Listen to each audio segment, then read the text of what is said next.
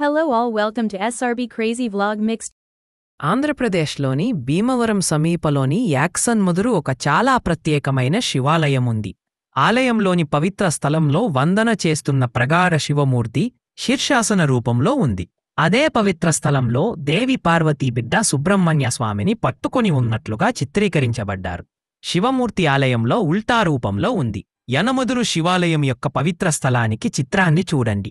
ఈ ఆలయం భీమవరం కంటే 10 కిలోమీటర్లు దక్షిణంలో ఉంది. ఈ ఆలయం శ్రీ పార్వతీ సమేత శ్రీశక్తీశ్వర స్వామివారి ఆలయంగా ప్రసిద్ధి పొందింది. ఆ ఆలయానికి ఇంకో పేరు శ్రీశక్తీశ్వర ఆలయం. ఈ ఆలయంలో పూజించే మూర్తి త్రేతాయుగానికి చెందినది అని నమ్ముతున్నాము. ఇక్కడ లార్డ్ శివాని శక్తీశ్వర మరియు శీర్షాసన స్వామిగా కూడా పిలుస్తారు. ఆలయంలో పవిత్ర స్థలానికి ఎదురుగా ఉన్న నంది ఉంది. అక్కడ 5 తలలు కలిగిన సర్పం యొక్క ఇంకొక మూర్తి ఉంది. జీవ సర్పాలు ఎప్పుడూ ఈ ఆలయాన్ని సందర్శిస్తాయని నమ్మవలసి ఉంది. ఈ ఆలయం యొక్క పుష్కరిణి లేదా కుంట శక్తిగుండం అని పిలుస్తారు.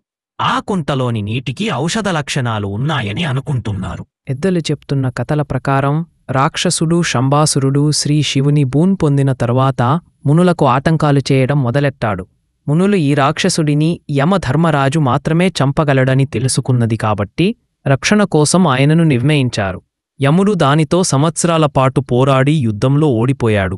మరింత శక్తి పొందాలను కొనడం వలన యముడు శ్రీశివుని కోసం పండితత మార్గం అనుసరించాడు.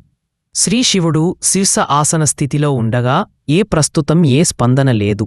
ఇది తెలిసిన తల్లి పార్వతి అతనికి అదనపు శక్తులు ఇచ్చింది. వాటితో ఆయన రాక్షసుడిని చంపాడు. అందువల్ల యముడి పేరు మీద యమపూరి అని వ్యవహరించారు. ఇది తరువాత యనమడ్డూరుగా మారింది. యముడి అభ్యర్థన మేరకు శ్రీశివుడు ఇక్కడ మంగళ ఆసక్తితో తన భార్య పార్వతి మరియు కుమారుడైన సుబ్రహ్మణ్యుడితో ఎంతో యోగస్థితిలో ప్రకటమయ్యారు.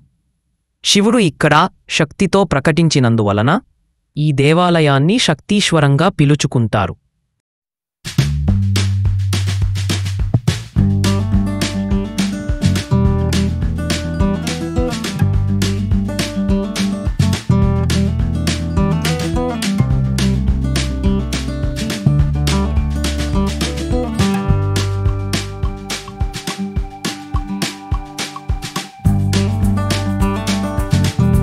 Subscribe our channel for more videos and tap bell icon for notifications.